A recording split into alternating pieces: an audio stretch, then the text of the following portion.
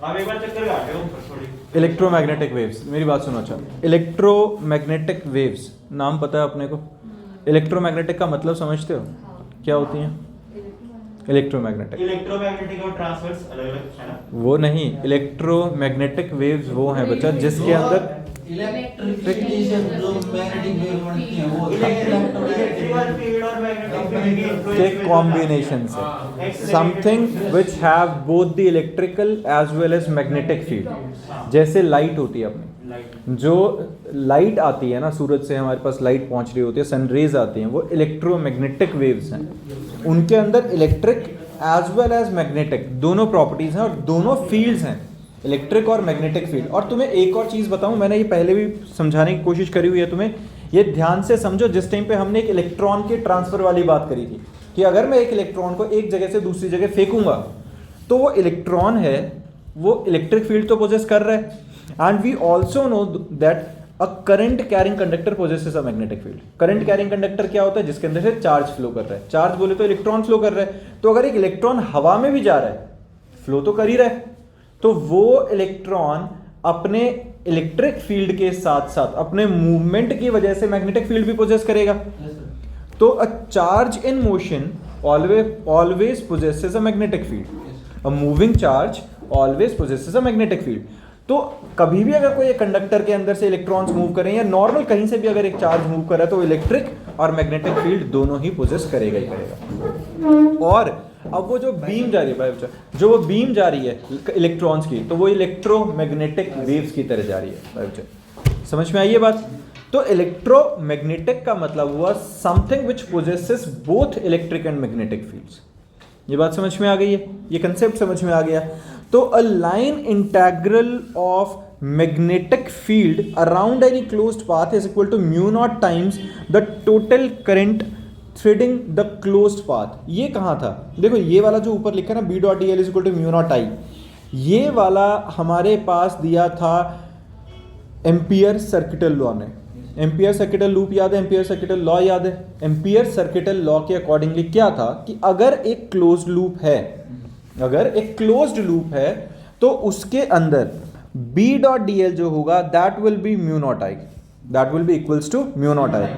ठीक है, यही था a line integral of magnetic field B around any closed path is equal to mu naught times the current enclosed by that path. यही होता है, क्योंकि हमें पता है इसके अंदर से अगर जो इलेक्ट्रॉन्स का फ्लो हो रहा है, करंट का फ्लो जा रहा है, तो भाई इसकी मैग्नेटिक फील्ड तो होगी, और वही जो मैग्नेटिक फील्ड होगी वो बी डॉट डी एल, उसका अगर मैं लाइन इंटेग्रल निकालूं that will be equals to mu naught आई।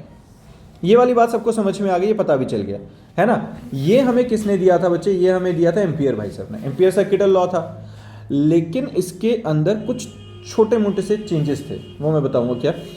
पहले एक ये चीज़ भी हमें पता है बच्चे, D phi by D T is equal to Y, rate of change of flux is directly proportional to current induced, है ना? ये भी हम सबको पता है। इसके कुछ एक्सपेरिमेंट्स होते हैं जो छोटे मोटे से हमने यहाँ करके भी देख रखे हैं कि अगर मैं कॉइल के अंदर से मैग्नेट को मूव करता हूँ तो उसके अंदर ईएमएफ इंड्यूस होती है और करंट पैदा हो रही है, तो जैसे जनरेटर वाले केस में होता है। ठीक है, किसी को अगर इसके प्रैक्टिकल्स करके भी देखने मैं फिर करके दिखा दूंगा, आज भी किए थे, कल परसों भी किए थे 10th वालों को जब मैं करा रहा था। तो अगर हम फ्लक्स को चेंज करेंगे तो करंट पैदा होगी, जायज़ बात है। तो उसी के हिसाब से अब हम क्या बात कर रहे हैं, इस एम्पियर सर्किटल लॉ में एक छोटा सा कुछ पार्ट होता है जो मिसिंग होता है, वो मैं समझाता हूँ। देखो, Maxwell pointed out that Ampere circuital law becomes consistent only if along with conduction current. It becomes consistent only with conduction current. There is additional current called by him the displacement current. Maxwell भाई साहब ने कहा कि जो ampere circuital law था वो सिर्फ conduction current के ऊपर बेस्ड है, डिस्प्लेसमेंट करंट के ऊपर बेस्ड नहीं है। अब ये डिस्प्लेसमेंट करंट क्या बला आती है? अब ये समझने वाली चीज़ है कि डिस्प्लेसमेंट करंट है क्या। ये वाला पार्ट एनसीईआरटी में नहीं है, मतलब सीबीएसई में नहीं है, अभी सिलेबस में इंक्लूडेड नहीं है डिस्प्लेसमेंट करंट। तो बस समझ लो, बहुत ज़्यादा इस पर पागल होने की ज़रूरत नहीं। फॉर्मूला वाइज हाँ कॉम्पिटेटिव के लिहाज से थोड़ा इंपॉर्टेंट है, तो पता होना चाहिए, और कंसेप्ट इंपॉर्टेंट है। मेन बात तो वो है कि एम्पियर सर्किटल लॉ के अंदर लूप होल्स कहाँ थे, उसको हम ठीक कर रहे हैं। देखो हुआ क्या था, जिस टाइम पे हम डिस्प्लेसमेंट करंट की बात कर रहे हैं, देखो बच्चे कैपेसिटर वाला केस एक सोचते हैं। कैपेसिटर क्या होता था? कैपेसिटर में हमें पता है दो पैरेलल प्लेट्स होती हैं, दो पैरेलल प्लेट्स होती हैं, और उन दो पैरेलल प्लेट्स को, जैसे ये और एक ये हमारे पास दो पैरेलल प्लेट्स आ गई, इन दो पैरेलल प्लेट्स को हमने कंडक्टर के साथ जोड़ा हुआ है। इनमें कहीं कंडक्शन थी, डायरेक्टली कांटेक्ट में तो होते ही नहीं है, ये कंडक्शन करंट तो है ही नहीं यहाँ पे। अगर कंडक्शन करंट नहीं है तो यहाँ पे क्लोज्ड लूप भी नहीं बना, लूप नहीं बना तो यहाँ तो मैग्नेटिक फील्ड भी नहीं आई। B dot D L is equal to mu naught I तो दिखनी ही चाहिए, जबकि हमें पता है ऐसा तो नहीं होता। मैग्नेटिक फील्ड भी आती है, करंट भी आती है, कॉन्टिन्यूसली एक लूप भी बनता है, सर्किट भी बनता है। तो यहाँ पे एम्पियर सर्किटल लॉ फॉलो नहीं होता। तो यहाँ पे इसलिए फॉलो नहीं करता क्योंकि यहाँ पर एक अलग तरह की करंट आती है जिसे हम कहते हैं डिस्प्लेसमेंट करंट। समझ में आए, जैसे हम क्या कहते हैं डिस्प्लेसमेंट करंट। यहाँ इस चीज़ को समझने के लिए इन्होंने क्या बोला था, मैं सीधा सीधा ना मुद्दे पे लेके आ रहा हूँ, बहुत ज़्यादा थ्योरी नहीं लिखेंगे, ना ज़रूरत है उसकी। जैसे मैं बोल रहा हूँ कि बोर्ड्स में आना नहीं है टॉपिक, कॉम्पिटेटिव में थ्योरी की ज़रूरत नहीं है बच्चा। तो हम क्या कर रहे हैं इसके अंदर, हमने ना एक बाउल अज्यूम कर लिया बच्चे, कटोरा। कैसा है वो कटोरा, अपने को पता है एक साइड से बंद होता है जैसे शीट है, और एक साइड से खुला होता है ऐसे, है ना, ऐसा कुछ। तो हमने ऐसा अज्यूम कर लिया, ये जो प्लेट है, ये वाली प्लेट है हमारे पास कंडक्टर के साथ, ये दिख रहा है, ये हमारी प्लेट है बिल्कुल कंडक्टर के साथ, इसके बीचों बीच से कंडक्टर जाएगा ऐसे। और ये जो कंडक्टर है ये जाके किस पे लग रहा है बच्चे, एक प्लेट पे, ये वाली प्लेट, ये कौन सी है, जो कैपेसिटर की प्लेट थी। समझ रहे हो, अब जो हमारा कटोरा है वो उसके बीच में कहीं हमारी कैपेसिटर की एक प्लेट है, ठीक है। और उस कटोरे का जो एक एंड है वो साइड में, ये हमारा अज्यूम्ड लूप बन गया एक तरह से, क्योंकि कटोरा जेन्युइनली प्रैक्टिकल फिजिकल कटोरा नहीं है, ऐसा बाउल हमने नहीं रखा है, इमेजिनरी बाउल की तरह हमने एक अज्यूम किया जिसका non uniform cross sectional area की तरह ऐसा कुछ है, क्लियर। और दूसरी जो हमारी कैपेसिटर की प्लेट है वो आगे की तरफ है, ये हमने अज्यूम किया। तो अब इसमें होता क्या है देखो, जिस टाइम पे हमारे पास करंट आएगी, यहाँ से हमारे पास डायरेक्ट करंट आएगी, तो यहाँ पे जब हमारे पास करंट आएगी, इस करंट की वजह से इस लूप के अंदर भी मैग्नेटिक फील्ड बन रही होगी, पहले लूप के अंदर, जिसका आर हम मान लेते हैं, इसका क्या है, कैपिटल आर, इसका हम मान लेते हैं कि ये जो है, ये आर इसका क्या आ गया, रेडियस है, जो पहले वाला लूप है छोटा सा, इस वाले का, ये लो, तो इस वाले का रेडियस हमने आर मान लिया। इस लूप के अंदर कहीं ना कहीं मैग्नेटिक फील्ड आएगी, और वो जो मैग्नेटिक फील्ड आएगी वो सीधा सा है इसके परपेंडिकुलर डायरेक्शन। एरिया वेक्टर की बात करें, जैसे ऐसा लूप है तो इसका एरिया वेक्टर इधर को है, करंट भी इधर को जा रही है, सेम है। एंगल इनके बीच में क्या आएगा, cos 0। तो अगर मैं अब integration of B dot D L निकालूंगा which is equal to mu naught I, तो B dot D L magnetic field का जो हमारे पास फॉर्मूला आएगा वो क्या आएगा, बी डी एल cos 0, और वो म्यू नॉट आई के इक्वल आ जाएगा। तो यहाँ से अगर मैं मैग्नेटिक फील्ड की डी एल क्या आएगा, आप देखो इसकी टोटल लेंथ कितनी आएगी, 2 पाई आर, है ना। अगर मैं इसका एक काम करते हैं, इसको ना स्मॉल रेडियस की तरह मान लेते हैं, अभी आर को स्मॉल आर मानो, तो इसका कितना आएगा बच्चे टोटल लेंथ, जो हमारे डी एल का इंटीग्रेशन आएगा that will be 2 pi R, है ना, 2 पाई आर स्मॉल आर आ गया ना ये। तो इसकी वजह से हमारे पास जो b की वैल्यू निकली वो क्या निकल गई, b is equal to mu naught I upon D L की वैल्यू 2 पाई आर, ये निकल गई कि नहीं। यहाँ पे मैग्नेटिक फील्ड आ गई थी, बिल्कुल ठीक था हमारा। लेकिन जब मैं इस पॉइंट पे पहुँचा, इस पॉइंट पे, यहाँ पे तो करंट आ ही नहीं रही है। अगर यहाँ नहीं करंट आ रही है तो जो b की वैल्यू आएगी इस पॉइंट के लिए, mu naught into 0 upon 2 pi R, जो भी आएगा ये तो 0 ही आ गई। चार्ज स्टोर होता है, करंट नहीं है ना, करंट नहीं है तो ये तो यहाँ मैग्नेटिक फील्ड 0 होनी चाहिए। तो लॉजिकली अगर हम पकड़े हैं एम्पियर सर्किटल लॉ, ये तो कह रहा है कि फिर यहाँ होना ही नहीं चाहिए कुछ, मैग्नेटिक फील्ड ही नहीं होनी चाहिए, करंट ही नहीं होनी चाहिए, तो फिर आगे इंडक्शन का तो कोई लेना देना ही नहीं अगर मैग्नेटिक फील्ड नहीं होगी। तो ये तो इनकन्सिस्टेंट हो गया इस पॉइंट के लिए। तो इस जगह पे कुछ ना कुछ तो है ऐसा जो कुछ कैरी कर रहा है आगे। तो हम क्या कहते हैं, जिस स्पेस में डिस्प्लेसमेंट करंट नहीं है, सॉरी कंडक्शन करंट नहीं है, यहाँ पर एक नई फॉर्म ऑफ करंट आती है जिसको हम कहते हैं बच्चे डिस्प्लेसमेंट करंट। ये कंडक्शन होती है वहाँ नहीं होगी, ये सिर्फ वहाँ होगी जहाँ कंडक्शन करंट नहीं है। समझ रहे हो, डिस्प्लेसमेंट करंट कहाँ पे काम आएगी बेसिकली, ये मैक्सवेल ने एक एडिशनल चीज़ दे दी थी हमें कि जहाँ वायर नहीं है लेकिन किसी कारणवश, चेंज ऑफ फ्लक्स के कारण, मैग्नेटिक फील्ड लिंकेज की वजह से, जिस भी रीजन से यहाँ से वहाँ अगर जो करंट का ट्रांसफर हो रहा है, that is due to the displacement value of the current, minus of E, minus EMF is equal to d phi by dt. Rate of change of flux is directly proportional to EMF induced with negative sign. Lenz law ने कहा था ये. तो ये वाली जो चीज़ें थी इसी के अकॉर्डिंगली, अब जो इसने बोला कि किसके अकॉर्डिंगली होता था EMF क्यों चेंज होता था, क्यों प्रोड्यूस होता था, क्योंकि d phi by dt था. प्रोपोर्शनैलिटी का साइन हटाने के लिए हमने यहाँ एप्सिलॉन नॉट क्यों लगाया, क्योंकि एप्सिलॉन नॉट इसके स्पेस के मीडियम के ऊपर डिपेंड करेगा, है ना. तो उसके लिए एप्सिलॉन नॉट आ गया. तो displacement current is straight away equals to epsilon naught D phi by D T. Space medium के ऊपर डिपेंड करेगा ना. डिस्प्लेसमेंट नाम रखा है बस बच्चा. डिस्प्लेसमेंट करंट का मतलब एक ऐसी जगह जहाँ कंडक्शन करंट नहीं है. अच्छा, मतलब जो दो कैपेसिटर हैं के बीच के स्पेस में कहीं पर भी, जैसे अगर जो मान लो मैंने एक कॉइल रखी दूसरी कॉइल रखी, हमें पता ना एक कॉइल की वजह से दूसरी कॉइल में EMF इंड्यूस होगा. तो यहाँ से करंट उधर जा तो रहा है, क्यों जा रहा है, डिस्प्लेसमेंट करंट की वजह से जा रहा है. अच्छा, तो बीच का करंट जो है, बीच का करंट जहाँ पे कंडक्शन नहीं है, जहाँ कंडक्शन नहीं है, जहाँ वायर कनेक्टेड नहीं है डायरेक्टली, इंडक्शन है, तो वहाँ हम कहते हैं वो डिस्प्लेसमेंट करंट की तरह ट्रैवल करता है. तो ओवरऑल जो एम्पियर्स का जो मेन हमारा मकसद है, हमें डेरिवेशन से देखो बहुत लेना देना नहीं है. हमारा जो मुद्दे की बात है भाई, जो हमारा टोटल करंट आएगा, जो एम्पियर सर्किटल लॉ था उसको इम्प्रूव करके एम्पियर मैक्सवेल लॉ बनाया गया. उसने कहा that B dot D L is equal to mu naught I plus I D. बस वो आई डी लिख दी साथ में, otherwise mu naught B dot D L is equal to mu naught I के इक्वल था. आई की जगह पे आई प्लस आई डी लिख दिया. तो दोनों करंट के ऊपर डिपेंड करेगा वो, ठीक है. Epsilon not absolute permittivity, medium पे जो डिपेंड करता था, जो हमने कूलम्स लॉ में पढ़ा था 1/4 पाई एप्सिलॉन नॉट वाला वो, ठीक है. और म्यू आई डी की वैल्यू मैंने क्या लिख दी, epsilon naught D phi E by D T. ये बात समझ में आ गई है. This is the concept of displacement current and this equation is known as Ampere Maxwell law. यहां तक समझ में आ गया सबको. अब आता है Maxwell equation and Lawrence forces. बच्चे सीधी सीधी इक्वेशन से रट्टा मारनी है, सीधी इक्वेशंस क्रैम करना है, कुछ अंडरस्टैंडिंग नहीं लगाएंगे. मैं समझाता चलूंगा, पर ये बेसिक हैं जो हम पहले या तो कर चुके हैं कभी ना कभी, या हम अभी देख रहे हैं. E dot is equal to Q by epsilon naught, Gauss law in electrostatic कर चुके.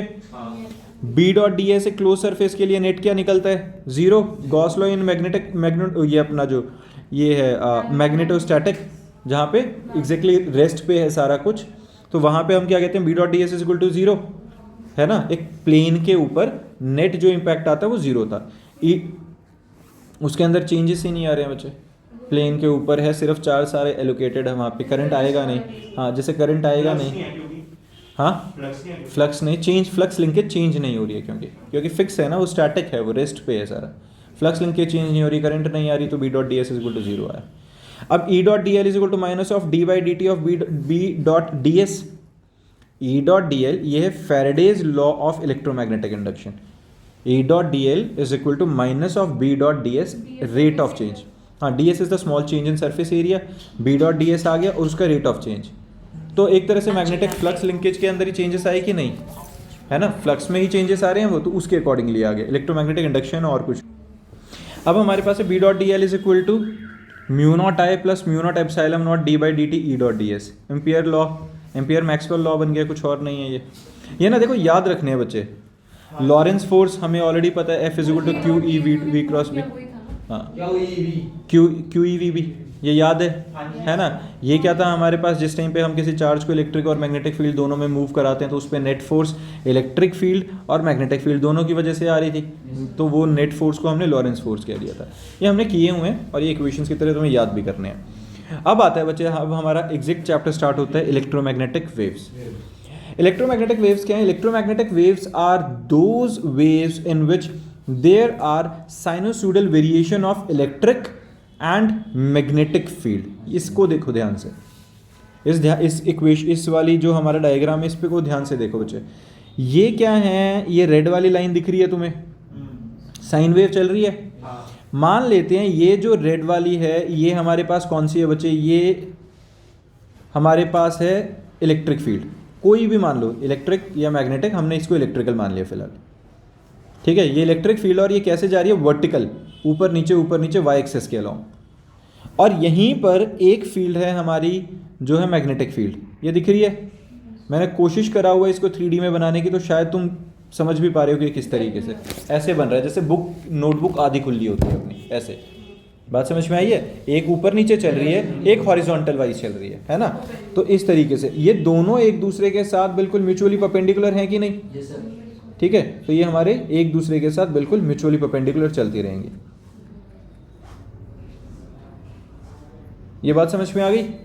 तो ये और वेव हमारी प्रोपगेट कहाँ को कर रही है बच्चे? आगे की साइड, ठीक है, एक्स एक्सिस के अलोंग वेव प्रोपगेट कर रही है। एक हमारी वाई एक्सिस के एक्सिस में के परपेंडिकुलर डायरेक्शन में वेव जा रही थी, एक जेड एक्सिस के परपेंडिकुलर में जा रही थी, ठीक है। तो म्यूचुअली परपेंडिकुलर हैं तीनों, कौन कौन सी? Electric, magnetic and direction of propagation, तीनों म्यूचुअल डायरेक्शन में चल रही है। तो इसको हम क्या कहेंगे? That the electromagnetic waves are those waves in which there is a sinusoidal variation of electric and magnetic field vectors at right angle to each other as well as at right angle to the direction of wave propagation। EM की property है, electromagnetic waves की सीधी सी property है। both these field vary with time and space and have same frequency। Frequency बिल्कुल same रहेगी, दिख भी रही है। क्रेस्ट का क्रेस्ट और ट्रफ दोनों का जो नॉड्स हैं बिल्कुल एक जगह पे मीट कर रहे हैं, एंटी नॉड्स बिल्कुल एक ही जगह पे हैं, तो फ्रीक्वेंसी बिल्कुल सिमिलर रहने वाली है इसकी। The electric field vector, that is E, and magnetic field vector, that is B, are vibrating along y and z directions and propagation of wave is along x direction। Done है? Speed of electromagnetic wave in space का formula क्या होगा? C is equal to 1 upon square root of mu naught into epsilon naught। mu naught क्या था बच्चे? Absolute permeability. Epsilon not क्या था? Absolute permittivity. Magnetic और इलेक्ट्रिक फील्ड के अकॉर्डिंगली जो हमारे कॉन्स्टेंट्स होते थे। डन। तो परमेबिलिटी और परमिटिविटी हमारे पास ये आ गई, और V अगर किसी मीडियम की बात कर दें तो क्या आएगा? 1 over epsilon and mu multiply कर दिया। समझ में आ गई? सिंपल चीज़ है ये। अब आता है transverse nature of electromagnetic wave. Transverse nature में क्या है बच्चा? देखो जरा, consider a plane of electromagnetic wave travelling in X direction and an elementary rectangular parallelepiped A B C D EFG placed with its edge parallel to the 3 axis। यहां पे हमारे पास क्या है? एक मिनट में देखता हूं इसको चेंज करके, ठीक है। ये लो, तो ये हमारे पास क्या है? ये अपना पैरेललोपिपेड है जो हमने एग्जैक्टली एक्सिस के ऊपर रखा हुआ है। ये बात समझ में आ गई? तो इसमें क्या करा है हमने? According to Gauss law E dot D S is equal to 0 होता है। क्लोज लूप के लिए अपने को पता है E डॉट डी एस 0 रहेगा। तो ABCD के लिए और OGFE के लिए, देखो टोटल कितने हैं बच्चे? 6 फेसेस हैं, टोटल 6 फेसेस हैं। तो ABCD, OGFE, ABCD और OGFE कौन सा है? एक ये वाला और एक ये वाला, ऑपोजिट ऑपोजिट का मैं पेयर बना रहा हूँ। BG ये वाला और ये ऊपर वाला है, ये कौन सा है? BGFC और AOED, ये 2 पेयर्स बन गए ब्लू वाले, और बाकी जो फ्रंट और बैक वाला था उसको मैंने रेड वाले से पेयर्स बना दिए। ये बात ठीक है बिल्कुल। अब देखो, electric field does not depend on Y and Z. Electric field जो है वाई और जेड पे डिपेंड नहीं करिए। Therefore the contribution of the total electric flux coming from the faces normal to Y and Z axis will cancel out in pairs. तो E dot D S और OGFE ये सीधा सीधा क्या हो जाएगा? इनका नेट मिला के 0 हो जाएगा। इलेक्ट्रिक फील्ड इधर से आया इधर से निकल गया, कोई उसका इन्फ्लुएंस ही नहीं है उन पे। E dot D S, BGFC और AOED इनका 0 है और इनका मिला के इनका 0 है। जो हमारे ऑपोजिट पेयर्स हैं उनके लिए नेट इफेक्ट क्या रहेगा? इलेक्ट्रिक फील्ड का खत्म, कोई इन्फ्लुएंस नहीं रहेगा, 0 रहेगा। EX and EX dash are the values of X component of electric field on faces ABCD and OGFE respectively. अब E dot D S ABCD के लिए मैंने EXS मान लिया, E dot D S OGFE के लिए मैंने EX डैश S मान लिया, ये 2 फेसेस के लिए। तो इसको जब हमने लिखा EX dash minus EX dash S, ये ठीक है, ये S हमारा सरफेस एरिया आ गया। कहाँ पे बचा? ये वाला, क्योंकि देखो डायरेक्शन ऑफ मैग्नेटिक फील्ड की तरह देखो, अगर एक जगह से निकल के आ रही है, एक तरफ अप्रोच कर रही है, एक से दूर जा रही है, एक ही तरफ आ रही है, तो फील्ड लाइन एक तरफ इंक्रीज हो रही है और एक तरफ से डिक्रीज हो रही है उस डायरेक्शन की वजह से।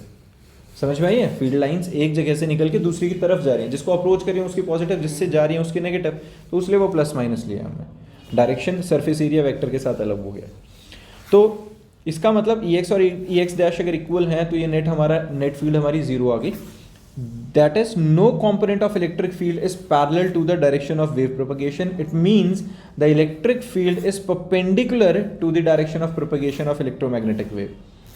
A similar argument holds for the magnetic field. Same कहानी चलेगी। इससे हम प्रूफ क्या कर रहे हैं? हम ये प्रूफ करेंगे कि ट्रांसवर्स नेचर है। ट्रांसवर्स में क्या होता था याद है? 2 तरह की वेव होती थी, कौन सी लॉन्गिट्यूडनल और ट्रांसवर्स। ट्रांसवर्सल की एक प्रॉपर्टी होती थी that the direction of motion of particles is always in the perpendicular to the direction of motion of wave.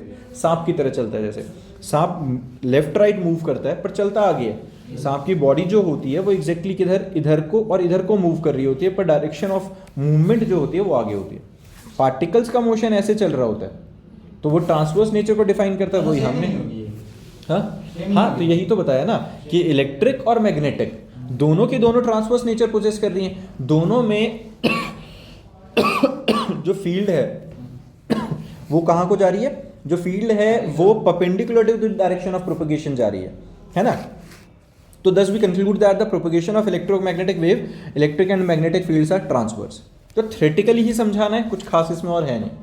बात समझ में आ गई। लॉन्गिट्यूडनल साउंड होती है ना, लॉन्गिट्यूडनल साउंड होती है जिसमें in the direction of the propagation चल रही है, जैसे कंप्रेशन, रेयर फ्रैक्शन, जैसे हमारा अर्थवॉर्म चलता है, केंचुआ कंप्रेस होएगा, रेयर फ्रैक्शन होगा, कंप्रेस होगा, रेयर फ्रैक्शन, ऐसे करके।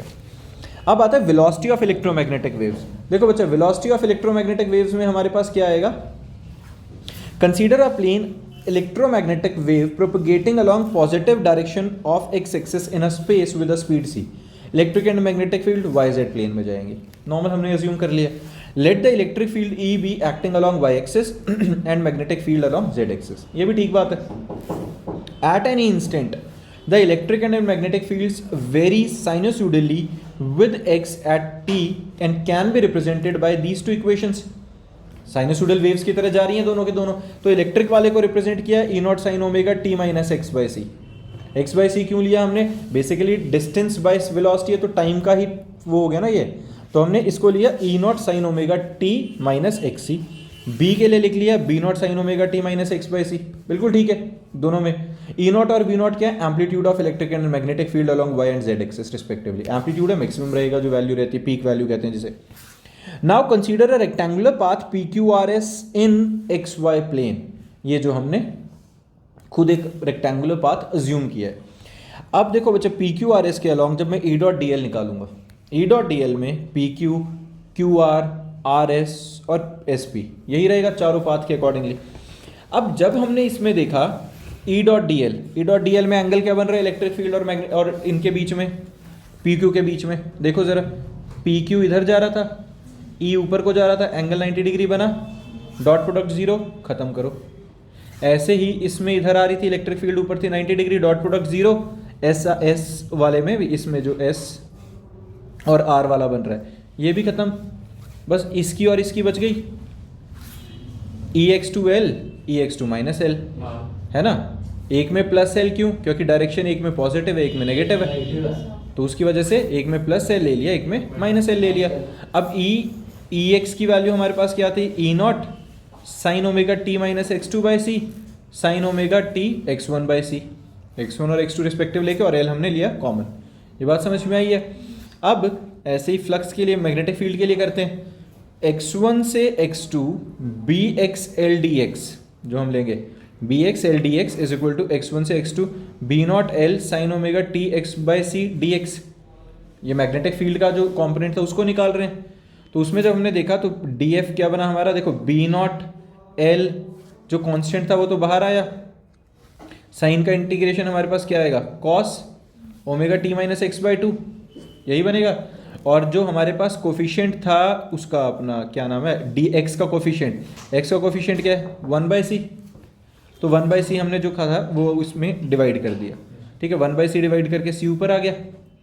ये बात समझ में आई है ना सबको, सेम टाइप की +1 में थी वैसे तो ये बच्चे।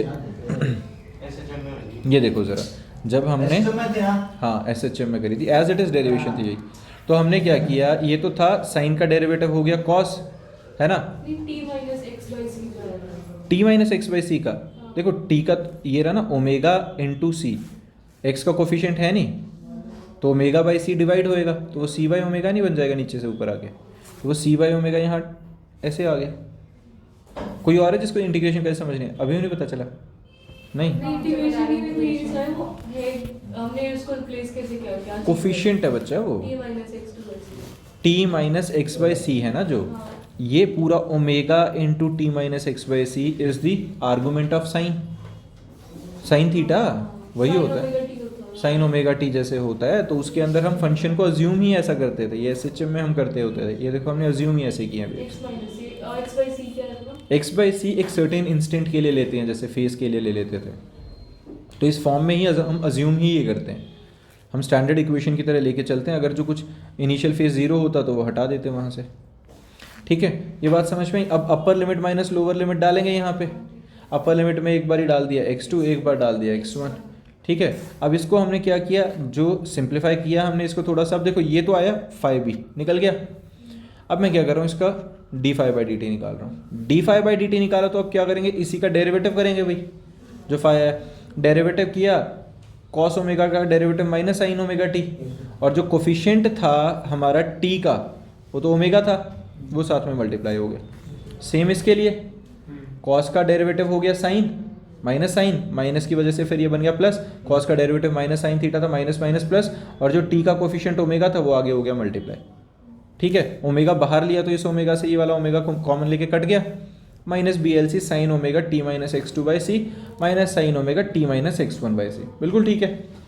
अब हमें पता है E dot D L is equal to d5/dt होता है। Rate of change of flux था जो ई डॉट डी एल के इक्वल था। ई नॉट यहाँ से जब मैंने सारी वैल्यूज डाली, देखो इस वाले को इस वाली वैल्यू से इक्वेट किया तो ध्यान से देखो, sign omega T minus x/2 minus sine omega T minus x/t, ये तो सारा कट नहीं जाएगा उसके साथ, कट गया कि नहीं। ये पूरी वैल्यूज बिल्कुल डिट्टो सेम वैल्यूज आ रही थी। तो जब हमने इनको इक्वेट किया, इसमें वैल्यू डाली, तो ई नॉट की वैल्यू सीधा सी बी नॉट के इक्वल आ जाएगी, या E is equal to C B आ जाएगा। देखते हैं अभी। ठीक है, ये बात समझ में आ गई है बच्चा। तो बी उसके बाद है, अब देखो हमने दूसरी परपेंडिकुलर डायरेक्शन में ले लिया है ये। ठीक है, तो इसमें B over the closed path P U T Q, इसके अलॉन्ग भी सेम ड्रामा। इसके अलॉन्ग भी P से U, U से T, T से Q, Q से P, और सेम सब कुछ। 2 के अलॉन्ग 0 आएगा 90 की वजह से, और बाकी 2 के अलॉन्ग हमारी वैल्यूज निकल जाएंगे। सेम सब कुछ निकल गया, ध्यान से देखो, बिल्कुल सब कुछ सेम चल रहा है बच्चे, एज इट इज चल रहा है बिल्कुल। और लास्ट में हमारा रिलेशन भी उसी की तरीके से निकल आएगा। हम कर क्या रहे हैं, एक बार हमने इंटीग्रेशन कर दिया, ध्यान से देखो, बी डॉट डी एल का इंटीग्रेशन किया, बी नॉट आए sine T minus x1/c sine omega T minus x2/c, direct result लिखा इंटीग्रेशन करके। ई डॉट डी एस का एक बार इंटीग्रेशन x1 से x2, E X L D X, value substitute करी, जो आया ये हमारा रिजल्ट आया। d5/dt इसके इक्वल होना चाहिए। फिर हमने डेरिवेटिव किया, और ये derivative b dot D L is equal to mu naught epsilon naught d5/dt के इक्वल डाला। ये लिख के कर लेना, ये इंपॉर्टेंट है डेरिवेशन, क्योंकि इकलौती डेरिवेशन है, मुश्किल नहीं है। इंटीग्रेशन और डिफरेंशिएशन इंपॉर्टेंट है बस इसमें। और यहाँ से c की वैल्यू 1/एप्सिलॉन नॉट और ये आएगा। हाँ, ये हमने अभी निकाले, प्रूफ करिए बच्चे इसी से। हाँ, ये पढ़ी हुई है, याद होती है, पर ये हमने प्रूफ कर दिया एक तरह से। और इसी के बेसिस पे हमारा speed of electromagnetic wave in direction of dielectric constant, ये सीधा याद रखने वाली वैल्यू, सारे कांस्टेंट। ये ऊपर वाली डेरिवेशन इंपॉर्टेंट नहीं बच्चे, अभी है काफ़ी, बाकी नेक्स्ट क्लास में करेंगे, क्योंकि खत्म हो गया ये चैप्टर। उसके बाद ना कुछ है नहीं, सीधा वेव्स और ये प्रॉपर्टीज आ गई हैं। नेक्स्ट क्लास में इसके क्वेश्चन आंसर्स करा दूंगा ना मैं साथ में, कल खत्म कर लेंगे। मेरी बात सुनो, एटलीस्ट ना बहुत थोड़ा सा किया है, ये डेरिवेशन सबको आती होनी चाहिए, ये कर लेना, बाकी कल करते हैं।